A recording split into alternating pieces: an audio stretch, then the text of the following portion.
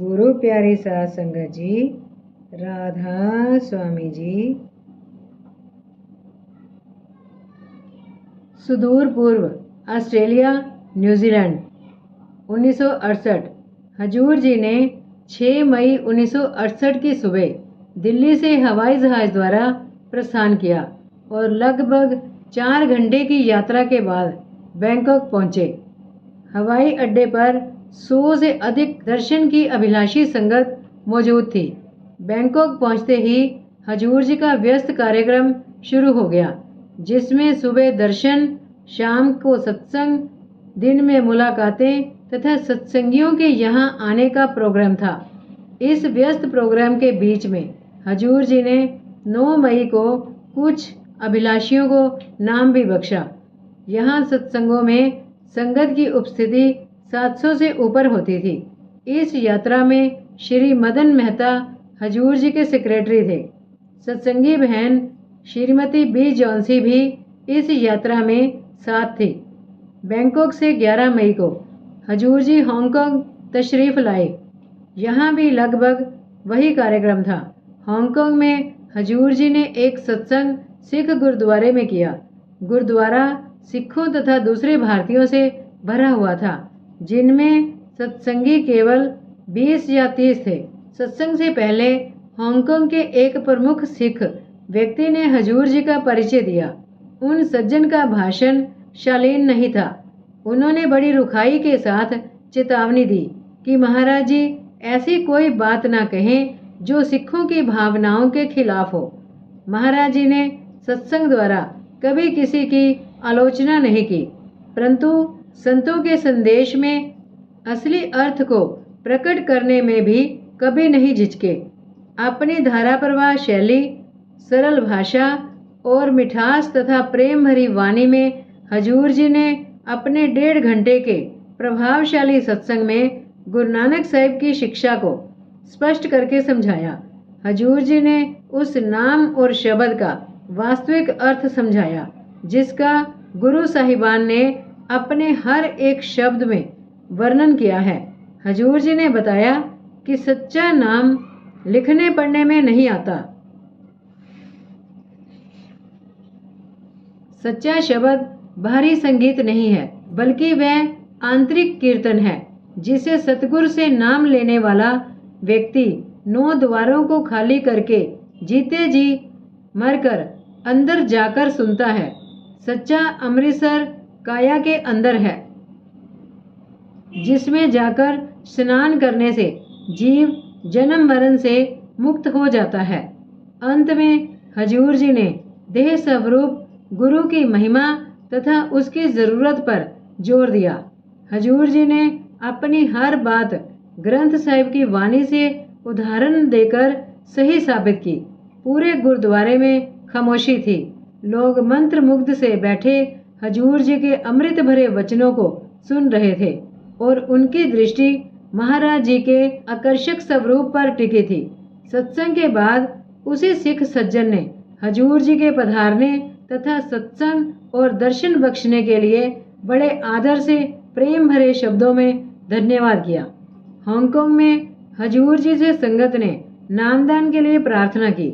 हजूर जी ने अपनी जापान यात्रा से लौटते समय नामदान देने का आश्वासन दिया। हजूर जी का प्रोग्राम पहले केवल सुदूर पूर्व का ही था और हजूर जी का विचार सिंगापुर से वापस भारत आने का था, परंतु ऑस्ट्रेलिया, न्यूजीलैंड तथा इंडोनेशिया से सत्संगियों के पत्र आने पर हजूर जी का इरादा इन देशों में जाने का भी हो गया। हांगकांग में तो इन देशों से तार और टेलीफोन आने लगे कि जब महाराज जी इतनी दूर तक तशरीफ ले आए हैं तो कुछ दूर और आकर हमें भी दर्शन बख्शें। ये प्रार्थनाएं इतनी आग्रह व दीनता से भरी थी कि महाराज जी इनकार ना कर सके और इन देशों का प्रोग्राम भी निश्चित हो गया। हांगकांग से हवाई जहाज द्वारा 16 मई को टोक्यो, जापान पहुंचे। टोक्यो के अलावा हजूर जी कोबे, ओसाका आदि स्थानों पर भी गए। सत्संगों में उपस्थिति 200 तक हो जाती थी।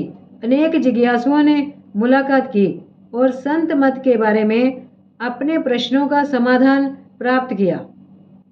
जापान से महाराज जी वापस हांगकांग पधारे।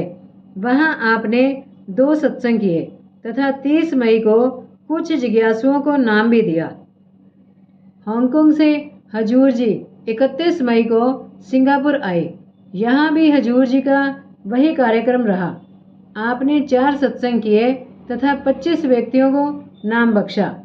सिंगापुर में संगत 1000 से ऊपर होती थी। सिंगापुर से बाली द्वीप होते हुए महाराज जी 8 जून को जकार्ता, इंडोनेशिया तशरीफ लाए। यहाँ जिज्ञासुओं की संख्या बहुत ज़्यादा थी। 4 दिन सत्संग, दर्शन, प्रश्न उत्तर आदि के बाद 12 जून को हजूर जी ने 49 अभिलाषियों को नामदान दिया। जकार्ता से करीब 9 घंटे की हवाई यात्रा के बाद हजूर जी 13 जून को ऑस्ट्रेलिया पहुँचे। ऑस्ट्रेलिया में संत मत के प्रचार का प्रारंभ 1965 से हुआ, जब महाराज जी ने डेरे में 2 ऑस्ट्रेलिया वासियों को नाम दिया। हजूर जी के आने के समय तक यहाँ 10-11 सत्संगी थे, जो देश के अलग अलग स्थानों में थे। यहाँ महाराज जी ने 2 दिन तो सुबह शाम सत्संग दिए तथा जिज्ञासुओं के प्रश्नों के उत्तर दिए और फिर 15 जून की शाम को सत्संग के बाद नाम भी दिया। ऑस्ट्रेलिया में महाराज जी की यात्रा के फलस्वरूप संत मत के प्रति जिज्ञासा बढ़ने लगी। आज यहाँ 100 से अधिक सत्संगी हैं तथा अनेक जिज्ञासु संतों के मार्ग को समझने की कोशिश कर रहे हैं। सिडनी से हवाई जहाज द्वारा महाराज जी 18 जून को क्राइस्ट चर्च, न्यूजीलैंड पहुँचे। न्यूजीलैंड में संत मत के प्रचार का प्रारंभ सन 1964 से हुआ, जब एक अंग्रेज दंपति इंग्लैंड से जाकर न्यूजीलैंड बसना चाहते थे। वे एक कैरेवन वैन, बड़ी मोटर गाड़ी, इसमें सोने, खाना बनाने आदि का स्थान होता है, द्वारा अपनी यात्रा पर चल पड़े। यूरोप, मध्य पूर्व, अफगानिस्तान व पाकिस्तान होते हुए जब वे अमृतसर पहुंचे तो यहाँ 3-4 दिन ठहरकर विश्राम करना चाहा, परंतु जहाँ भी वे अपनी गाड़ी खड़ी करते वहीं बच्चों और दर्शकों की भीड़ लग जाती। इससे परेशान होकर वे ऐसा स्थान ढूंढने लगे जहां उन्हें एकांत मिल सके और बिना परेशानी के कुछ दिन आराम कर सके। किसी ने उन्हें डेरा जाने की सलाह दी और कहा कि वहां काफ़ी अंग्रेज आते और ठहरते रहते हैं, इसलिए वे अमृतसर से डेरे आए। उन्हें रानी की कोठी के पास ठहराया गया।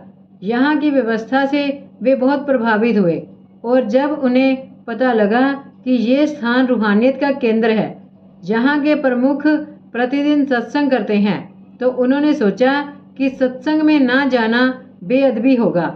वे सत्संग में आए। हजूर जी के ज्योतिर्मय आकर्षक स्वरूप के दर्शन से वे बहुत प्रभावित हुए और 2 दिन के स्थान पर करीब 1 महीना ठहरे। कुछ दिन बाद हजूर जी से नामदान की प्रार्थना की। ये पति पत्नी न्यूजीलैंड के पहले सत्संगी हैं। न्यूजीलैंड में बहुत सर्दी थी, क्योंकि यहाँ मई जून में सर्दी का मौसम होता है। क्राइस्ट चर्च में हजूर जी सत्संगियों से मिले और सत्संग किए। 21 जून को हजूर जी यहाँ से न्यूजीलैंड की राजधानी ऑकलैंड पधारे। हजूर जी ने यहाँ 3 सत्संग किए।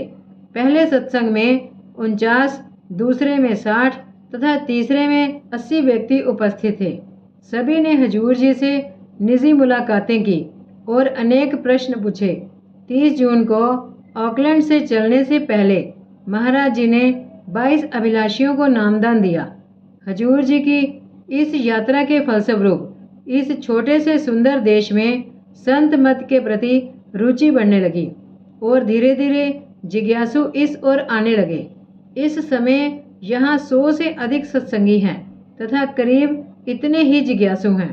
30 जून को महाराज जी न्यूजीलैंड से फिजी द्वीप समूह में तशरीफ ले गए। यहाँ नंदी, सुवा, नोमिया आदि स्थानों पर सत्संग और दर्शन देते हुए हजूर जी 8 जुलाई की रात को 10 बजे सिंगापुर पहुँचे। 9 जुलाई की सुबह दर्शन तथा जिज्ञासुओं से भेंट और शाम को सत्संग हुआ। इतने लंबे सफ़र और व्यस्त प्रोग्राम के बावजूद हजूर जी ने 10 तारीख का पूरा दिन सत्संग के कार्यों में व्यतीत किया। हालांकि सिंगापुर में महाराज जी नामदान दे चुके थे और इस बार नामदान का कोई प्रोग्राम नहीं था, फिर भी कुछ अभिलाषियों की तीव्र इच्छा देखकर हजूर जी ने दिन को 3 बजे से नामदान शुरू किया। हजूर जी ने 12 भारतीयों तथा सिंगापुर में रहने वाले 8 चीनी लोगों को नामदान दिया। नामदान में 3 घंटे लग गए। हजूर जी वहां से सीधे एयरपोर्ट के लिए रवाना हो गए, क्योंकि हजूर जी का बम्बई जाने वाला जहाज़ 7 बजे उड़ने वाला था। हजूर जी का हवाई जहाज़ जब बम्बई पहुंचा, उस समय बम्बई में रात का 1 बजा था। कस्टम आदि से होते हुए एयरपोर्ट पर उपस्थित सत्संगियों से मिलकर जब हजूर जी कृष्ण बाबानी के घर पहुंचे, उस समय रात के 2:30 बजे थे। सुबह 9 बजे संगत को दर्शन देने का प्रोग्राम था। सुबह 8 बजे से ही लोगों से मुलाकातें शुरू हो गई। 9 बजे जब हजूर जी बांद्रा के सत्संग घर में पहुंचे तो संगत के प्रेम को देखकर हजूर जी ने सत्संग बख्शने की मौज फरमाई और करीब 45 मिनट प्रभावशाली सत्संग किया।